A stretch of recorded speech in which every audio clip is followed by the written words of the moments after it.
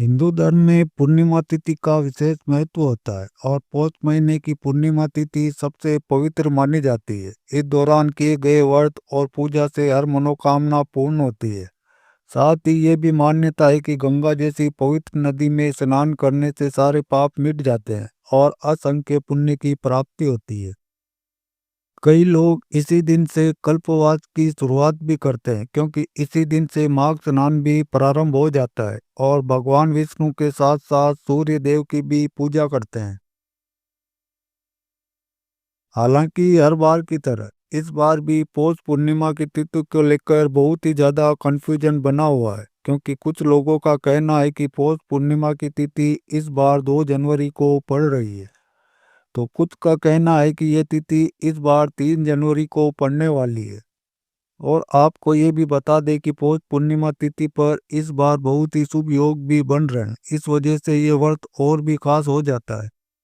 लेकिन 2 जनवरी को इस बार भद्राकाल भी रहने वाला है, तो आइए जानते हैं पौष पूर्णिमा का व्रत किस दिन रखना है, श्री सत्यनारायण भगवान की पूजा या व्रत कब करना है, चंद्र देवता की पूजा या अर्घ्य कब देना है, और इस दिन कौन कौन से शुभ संयोग बन रहे हैं। पौष पूर्णिमा साल 2026 की पहली पूर्णिमा होगी और इस बार पूर्णिमा तिथि 2 जनवरी दिन शुक्रवार को शाम 6:54 से शुरू हो रही है और पूर्णिमा तिथि का समापन 3 जनवरी दिन शनिवार को 3:32 पर। इसके बाद प्रतिपदा तिथि प्रारंभ हो जाएगी। पूर्णिमा तिथि पर रात के समय चंद्र देवता की भी पूजा करने का विधान है और जिस तिथि में चंद्रोदय का समय भी प्राप्त हो रहा है, उसी पूर्णिमा तिथि के व्रत भी किया जाता है और चंद्र देवता को अर्घ्य भी दिया जाता है। लेकिन क्योंकि इस बार 2 जनवरी शुक्रवार को सूर्यास्त के बाद में लगभग 1 घंटे के बाद में ये तिथि प्रारंभ हो रही है, ऐसे में 2 जनवरी शुक्रवार को पूर्णिमा का व्रत नहीं रहेगा। हालांकि आप रात के समय चंद्र देवता की पूजा करके चंद्र देवता को अर्घ्य जरूर दें। वही पूर्णिमा का व्रत और स्नान दान इस बार 3 जनवरी शनिवार को रहेगा, यानी कि पौष पूर्णिमा इस बार 3 जनवरी शनिवार को मनाई जाएगी और इसी दिन से कल्पवास भी प्रारंभ होगा। माघ स्नान भी 3 जनवरी दिन शनिवार को ही किया जाएगा। सत्यनारायण व्रत और कथा का पाठ आदि भी शनिवार के दिन ही होगा। लेकिन कुछ लोगों का ऐसा भी मानना है कि जब चंद्रोदय के समय पूर्णिमा तिथि विद्यमान होती है, तो आप चाहे वह सूर्यास्त के आसपास ही क्यों ना प्रारंभ हो रही हो, उसी तिथि में पूर्णिमा का व्रत रखना चाहिए।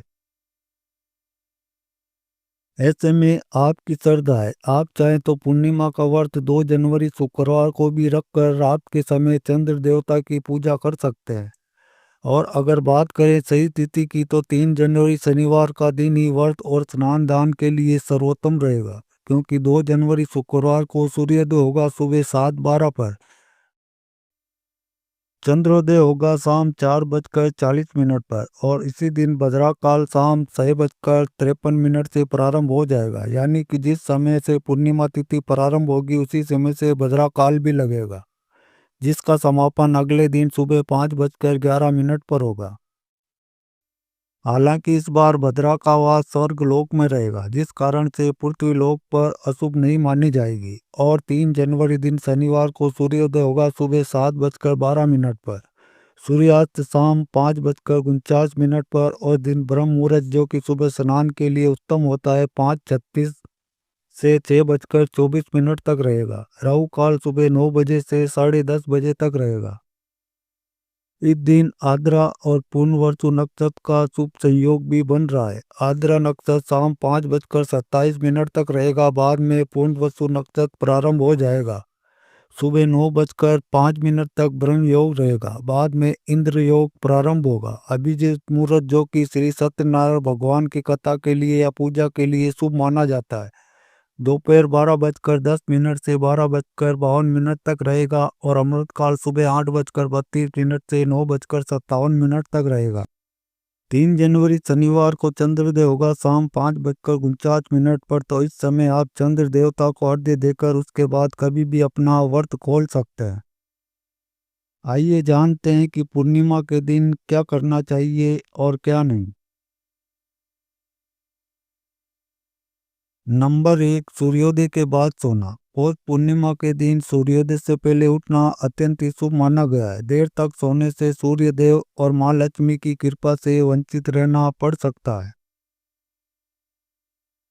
इससे आलस्य बढ़ता है और भाग्य का साथ कमजोर हो सकता है। ब्रह्म मुहूर्त में उठकर स्नान और पूजा करने से सकारात्मक ऊर्जा मिलती है। नंबर 2, लड़ाई झगड़ा या बहस करना। पूर्णिमा के दिन घर में कलह झगड़ा या किसी से बहस करना अशुभ माना गया है।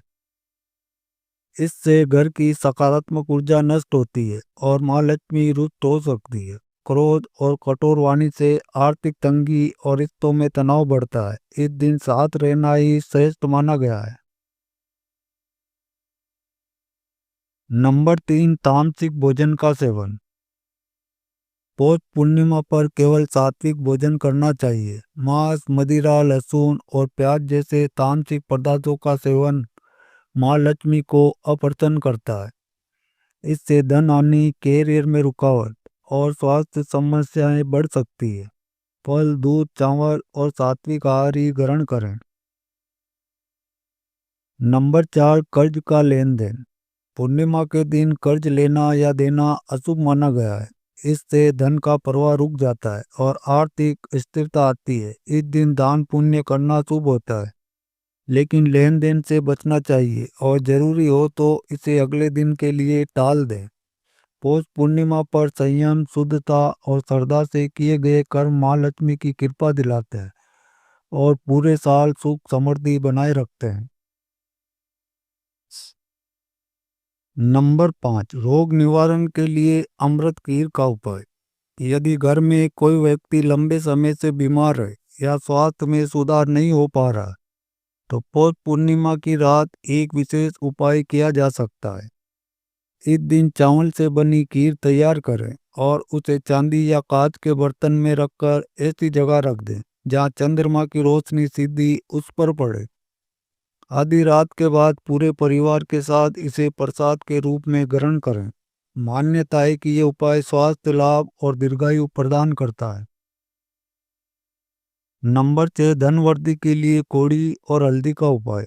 अगर मेहनत के बावजूद धन नहीं टिक पा रहा या आय के साधन सीमित है, तो पूर्णिमा के दिन 11 पीली कोड़ियाँ लें और उन पर हल्दी से तिलक करें। इन्हें माता लक्ष्मी को अर्पित करके उनके बीज मंत्र का 108 बार जाप करें। अगले दिन कोड़ियों को लाल रेशमी कपड़े में बांधकर तिजोरी या फिर धन रखने की जगह पर रख दें। ऐसा करने से आर्थिक स्थिति मजबूत होने की मान्यता है। नंबर 7, पारिवारिक कलह से मुक्ति का उपाय। घर में यदि बार बार तनाव या आपसी विवाद की स्थिति बनी रहती है, तो पौष पूर्णिमा की रात चंद्रदेव को अर्घ्य देना लाभकारी माना जाता है। इसके लिए चांदी के पात्र में जल, थोड़ा कच्चा दूध, चीनी और सफेद फूल मिलाएं। चंद्रमा को अर्घ्य देते समय घर में सुख शांति की कामना करें। ये उपाय मानसिक शांति देता है और पारिवारिक सौहार्द बढ़ाता है। तो दोस्तों, आज के लिए बस इतना ही। वीडियो पसंद आई है तो वीडियो को एक लाइक करें और चैनल पर पहली बार आएँ तो सब्सक्राइब भी ज़रूर कर लें। मिलते हैं अगली ऐसी एक नई वीडियो के साथ। तब तक के लिए आप सबका बहुत बहुत धन्यवाद। Thanks for watching all friend.